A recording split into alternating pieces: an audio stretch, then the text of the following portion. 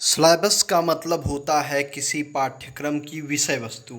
विषय वस्तु का मतलब आप उस पाठ्यक्रम में अगर 2 साल का पाठ्यक्रम है, 3 साल का पाठ्यक्रम है, 1 साल का पाठ्यक्रम है, तो उसमें आपको पढ़ना क्या है, तो उस विषय वस्तु को ही सिलेबस कहा जाता है।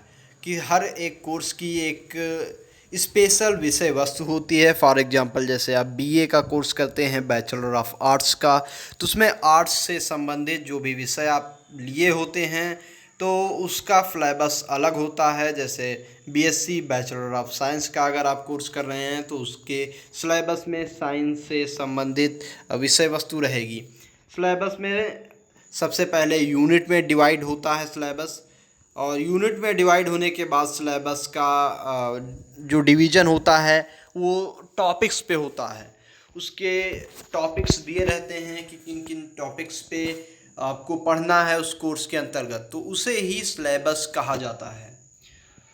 हर एक क्लास का निश्चित सिलेबस होता है। सिलेबस के हिसाब से ही परीक्षा में सवाल पूछे जाते हैं, प्रैक्टिकल में क्वेश्चंस पूछे जाते हैं, और वे सब सिलेबस का ही हिस्सा होते हैं। हर क्लास का अलग सिलेबस होता है, एक नियमित सिलेबस होता है। यहाँ तक कि हर विश्वविद्यालय का भी अपना सिलेबस होता है। एक विश्वविद्यालय का सिलेबस दूसरे विश्वविद्यालय के सिलेबस से बिल्कुल अलग हो सकता है। यह कोई ज़रूरी नहीं कि अगर आप एक ही क्लास में पढ़ रहे हैं तो हर जगह का सिलेबस एक ही हो। उदाहरण स्वरूप अगर आप उत्तर प्रदेश बोर्ड में पढ़ रहे हैं कक्षा 10वीं में, और आप मध्य प्रदेश बोर्ड कक्षा 10वीं की बात करें, तो वहाँ का सिलेबस उत्तर प्रदेश के सिलेबस से अलग भी हो सकता है, एकदम भी अलग हो सकता है, और थोड़ा मोड़ा भी अलग हो सकता है।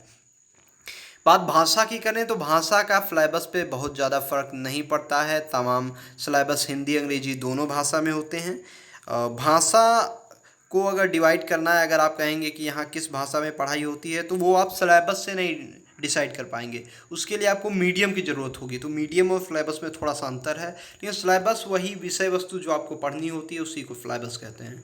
फिलहाल द यूनिवर्सिटी कनेक्शन पे आप हर अपने विश्वविद्यालय का सिलेबस डाउनलोड करने की सब विधि जानने वाले हैं। अगर आप नहीं जानते हैं तो सब कुछ जान जाएंगे। बनाए रहिए द यूनिवर्सिटी कनेक्शन। धन्यवाद।